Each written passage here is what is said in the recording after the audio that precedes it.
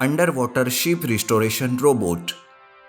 अमन को पुरानी ऐतिहासिक किताबें पढ़ने का बहुत ही शौक था। एक बार वो एक ऐतिहासिक किताब पढ़ रहा था कि तब उसे अपने ही गांव के बारे में कुछ चौंका देने वाले बातें पता चली।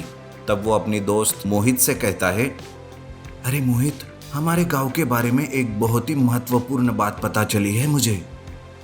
सच में? लेकिन ऐसा क्या पता चला तुझे जो तू इतना खुश हो रहा है? अरे खुश होने वाली ही बात है।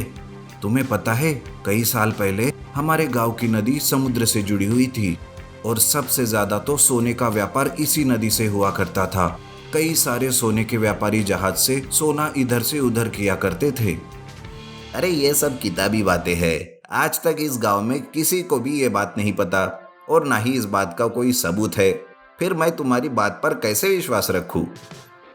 अरे इस बातों को सालों बीत गए हैं, तब तो हमारे दादा भी नहीं होंगे। दरअसल भूकंप की वजह से नदी का संपर्क समुद्र से टूट गया। भूकंप की वजह से सब कुछ तबाह हो गया था, तो सबूत कहाँ से मिलेंगे।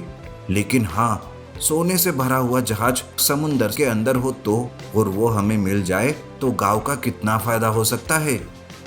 अमन की ये बात सुनकर मोहित उस पर हंसने लगता है।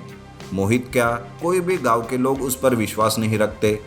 हर कोई उसका मजाक उड़ाते हैं। तब अमन सोचता है, अब तो मैं सबको अपनी बात साबित करके ही दिखाऊंगा। मैं अकेला ही समुद्र के अंदर जाकर जहाज को ढूंढने की कोशिश करता हूँ।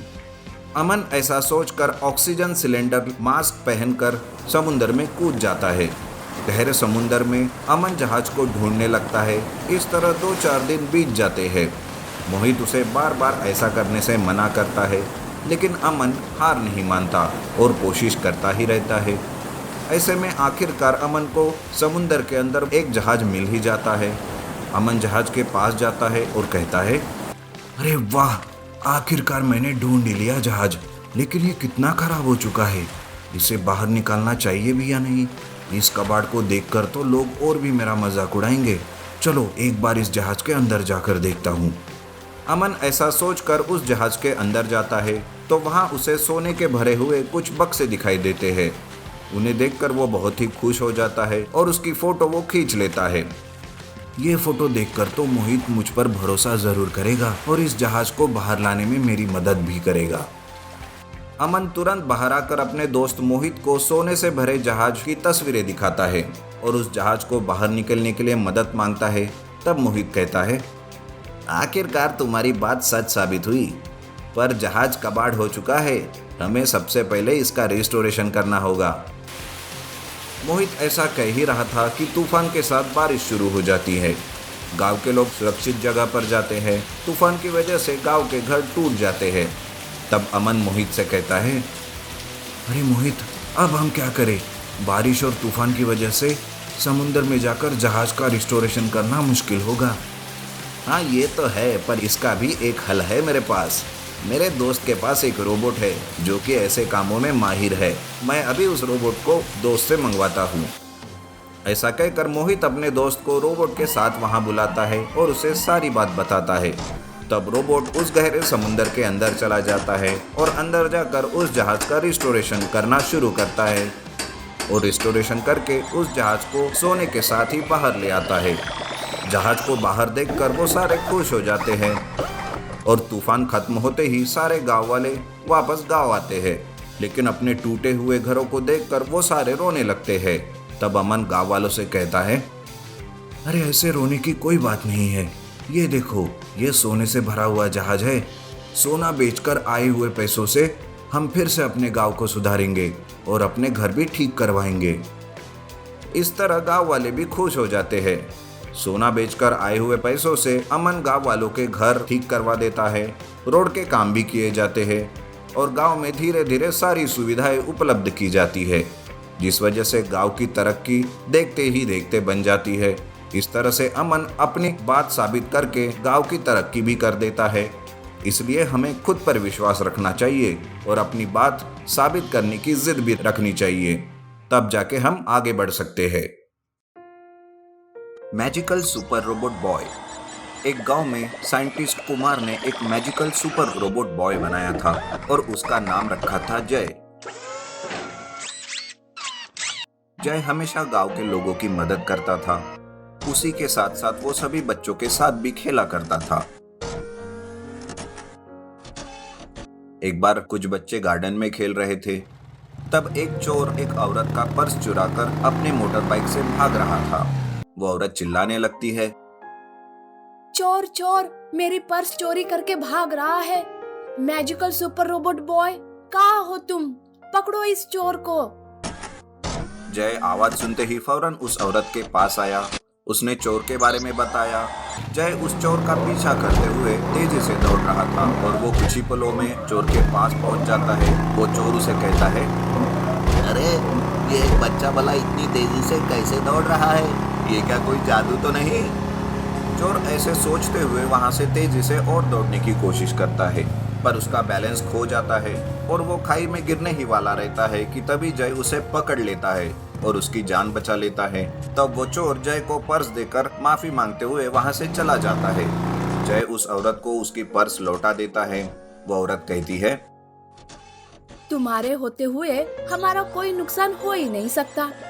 तुम्हारा बहुत बहुत शुक्रिया सुपर मैजिकल रोबोट बॉय। ऐसा कहकर वो औरत वहां से चली जाती है। इस तरह से हमेशा जय किसी न किसी की मदद करता रहता, जैसे कि गिरते हुए को संभालना, घर के कामों में किसी की मदद करना। इस तरह से अलग अलग काम वो करता था। मैजिकल सुपर रोबोट बॉय के चर्चे हर तरफ थे। तभी एक दिन उसकी खबर डॉक्टर गोगा, जो एक बहुत ही बुरा साइंटिस्ट था, उसे भी लग जाती है। ये मैजिकल सुपर रोबोट बॉय तो मेरे दोस्त साइंटिस्ट कुमार ने ही बनाया है अपने गांव को बचाने के लिए, पर उसे पता नहीं कि अब उसके रोबोट बॉय पर मेरी नजर गिर गई है। अब मैं कैसे भी करके उसे हासिल करके रहूंगा। इस तरह डॉक्टर गोगा अपने ही लैब में एक ऐसा रोबोट बनाता है जो कि गांव में घुसकर गांव के लोगों को मारकर उनके घर तोड़कर उनको परेशान कर सके। कुछ ही दिनों में वो एक ऐसा रोबोट बना लेता है और गांव में भेज देता है। वो रोबोट गांव में तबाही मचाने लगता है, लोगों को मारना, घरों को तोड़ना, इस तरह से वो बुरे काम करने लगता है।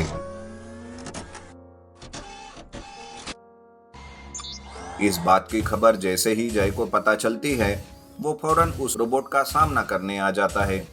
एक गांव वाला कहता है, अरे आ गया अपना मैजिकल सुपर रोबोट बॉय जय, अब हमें डरने की कोई जरूरत नहीं।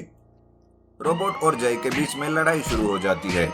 जय रोबोट को खूब पीटता है और उसके टुकड़े टुकड़े करके उसे खत्म कर देता है। जब ये बात डॉक्टर गोगा को पता चलती है, तब वो बहुत गुस्से से लाल पीला होता है। इस जय के बच्चे ने मेरी सारी मेहनत पर पानी फेर दिया, अब तो इसका बदला लेकर रहूंगा। डॉक्टर गोगा दूसरे ही दिन अपने मैजिकल कार के साथ उस गांव में आता है और सारे लोगों को बेहोश करके छोटे छोटे बच्चों को अगवा कर लेता है और अपने खुफिया ठिकाने पर ले जाता है। इधर जय गांव में बेहोश हुए लोगों को होश में लाता है। सारे लोग अपने बच्चों के लिए रोते रहते हैं। तब जय कहता है, आप लोग रोइए नहीं, मैं सभी बच्चों को सही सलामत लेकर आऊंगा।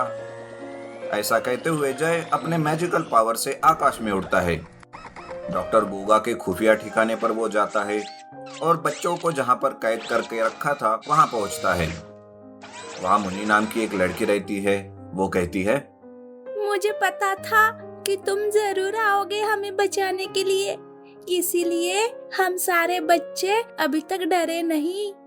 इस तरह जय सभी बच्चों को छुड़ाने की कोशिश करता है। तभी डॉक्टर गोगा वहां आता है और वो कहता है, welcome magical robot super boy, मुझे तुम्हारा ही इंतजार था। तुमने मेरे रोबोट को खत्म करके मेरा बहुत नुकसान कर दिया। अब देखो मैं तुम्हें एक रोबोट से कैसे मेटल के टुकड़ों में बदल देता हूँ। मिस्टर गोगा ऐसा कहते हुए मैजिकल कार से जय पर हमला करता है। उस कार से इलेक्ट्रिक पावर निकलती रहती है, पर हर बार जय उससे बच जाता है। फिर क्या, जय अपनी मैजिकल पावर से उस मैजिकल कार को ही उठाकर पटक देता है और उस कार के टुकड़े टुकड़े कर देता है।